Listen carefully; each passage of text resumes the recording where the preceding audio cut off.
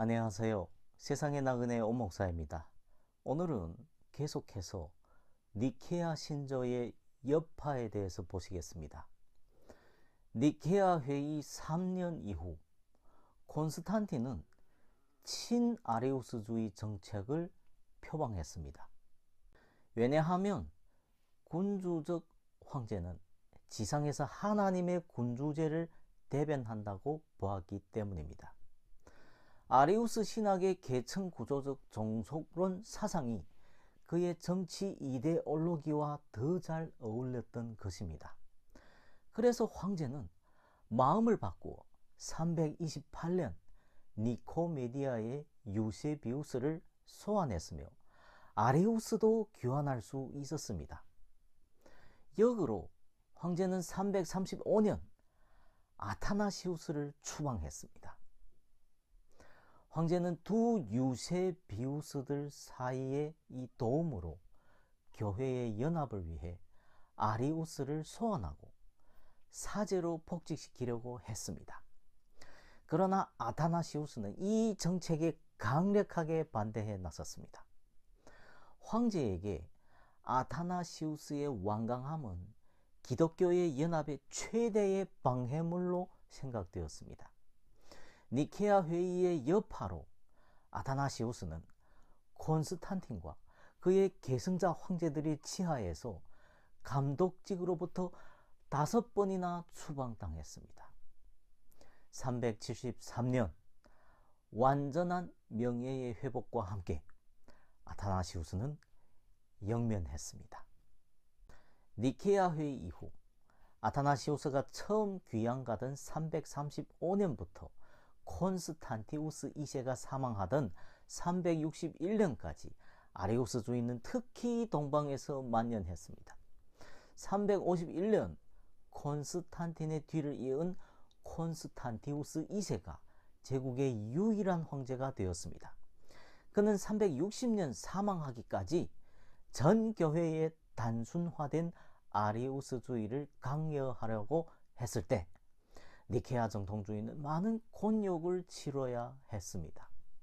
서방은 줄곧 니케아 정통주의를 고수했지만 동방은 니케아 회의의 결정에 반대하여 새로운 신조의 작성을 시도했습니다. 아리우스주의가 니케아의 결정을 대체할 정도의 기세를 보였던 것입니다. 337년 콘스탄틴 황제의 사후 동방을 차지하게 된 그의 아들 콘스탄티우스 2세는 동방에서 다수파인 아리우스주의 편을 들었습니다. 342년경 사르디카 회의에서 서방교회는 아리우스주의자들을 파문하고 아타나시우스를 복직시켰습니다. 동방교회는 이 결정을 반대하고 이 회의를 정죄했습니다. 이로 인해 교회는 짧은 기간이지만 최초로 분열에 이르게 되었습니다. 콘스탄티우스의 치세에 교회는 기독교 황제가 정통교회에 대해 가하는 억압을 처음으로 느꼈습니다. 콘스탄티우스 2세는 동방에서 교회 국가 관계의 전형적인 현상인 국가에 의한 교회의 지배의 선례를 마련한 셈입니다. 350년 그가 제국의 유일한 황제가 된 후 그는 아리우스주의 신조에 동의할 것을 강제했으며 이방인들과 유대인들도 잔인하게 다루었습니다. 니케아 회의 이후 호모우시오스는 수십 년 동안 논쟁의 초점이 되었습니다. 본 회의 이후 아리우스주의자들에게는 세 개의 그룹들이 있었습니다. 이들은 차례로 득세하게 되었습니다. 먼저 극단적 아리우스주의자들은 아들과 아버지는 같지 않다고 했습니다. 아들은 피조물로서 인간들보다 우등하나 하나님은 아니다. 이들은 비유사주의자들이라고 불렀습니다. 이들은 351년 실미움에서 회의를 열었는데 341년에 안디옥에서 택한 것과 유사한 신조를 채택했습니다. 이는 반니케아적인 조항들도 포함하고 있었습니다. 황제는 353년에 아르스 회의와 355년에 밀란 회의에서 이 도식을 강요했습니다.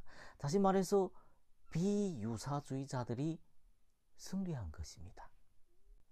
일시적으로 승리한 아리우스주의자들은 357년 소위 실미움의 모독이란 선언문에서 본질, 동일본질, 그리고 유사본질이란 용어들이 비성경적이라고 보아 이들의 사용을 금지했으며 아들의 진정한 신성을 부인했습니다.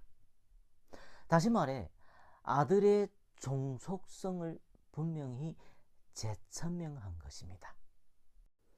본 실미움 회의에서 아리우스주의는 절정에 이르렀습니다.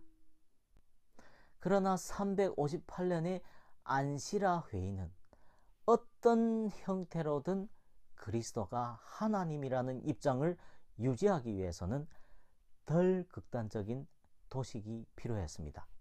따라서 본 회의는 실미움의 결정들을 정죄했습니다. 왜냐하면 여기에서 호모이우시오스, 다시 말해 유사 본질조차 배제되었기 때문입니다.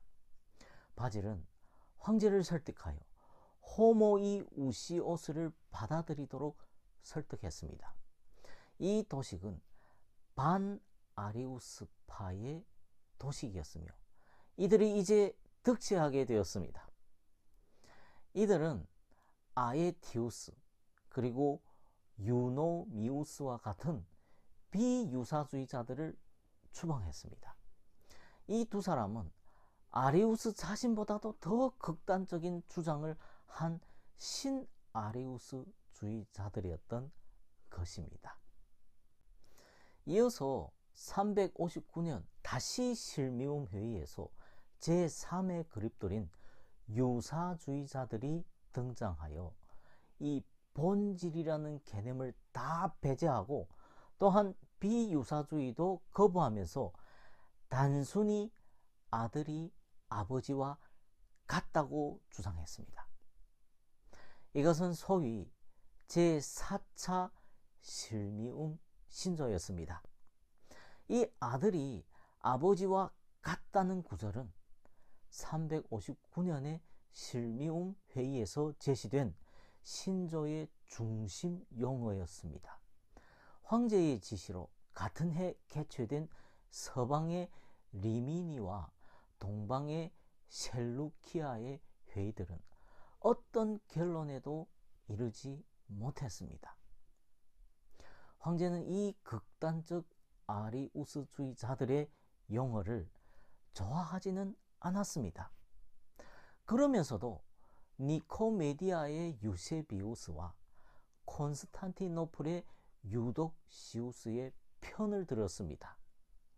이들은 호모우시오스나 호모이우시오스와 같은 비성경적인 용어를 버려야 하고 단순하고도 성경적인 용어인 호모이오스를 사용해야 한다고 주장하는 사람들이었습니다. 359년의 실미움 회의에서 제국은 이 호모이오스 신조를 모든 교회에 곧바로 강요했습니다.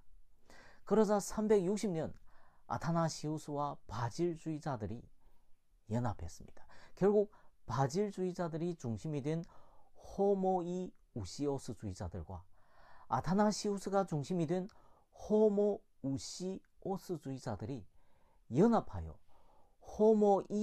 호모이오스주의자들을 물리쳤습니다. 드디어 니케아 정통주의가 가톨릭 교회에서 승리하게 되었습니다. 그런데 361년 콘스탄티우스 2세가 사망하자 기독교 교리 문제에 무관심했던 배교자 줄리안이 등극했습니다. 동방에서 378년 발렌스 황제가 사망하고 테오도시우스 황제가 등극하자 니케아 정통주의는 절정에 이르게 됩니다. 그는 아리우스주의 문제를 최종적으로 정리하기 위해 381년 콘스탄티노플 회의를 소집했습니다. 대체적으로 말하면 니케아 회의 이후 50년 이상 동방 황제들은 콘스탄티노플의 감독인 니코메디아의 유세비우스의 신학 노선에 따라 아리우스파를 지속적으로 후원했습니다. 특히 여기에는 콘스탄티우스와 발렌스가 있습니다.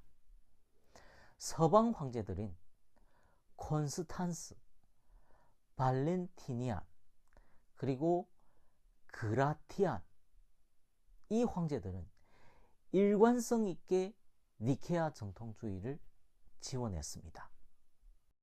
그 이유는 사변적 신학적 경향성이 적은 라틴 교회는 니케아의 결정사항에 아무런 문제도 느끼지 못했으며 그리스도의 신성을 굳게 믿었기 때문입니다. 니케아 회의 이후 서방교회는 줄곧 니케아 정통주의를 고수했습니다. 아리우스주의가 정치적 요인 때문에 일시적으로 승리하기도 했습니다. 아타시나시우스는 물론이고 서방의 리베리우스, 루시퍼, 힐러리, 그리고 호시우스 등이 니케아 정통주의를 신봉하다가 고난을 당했습니다.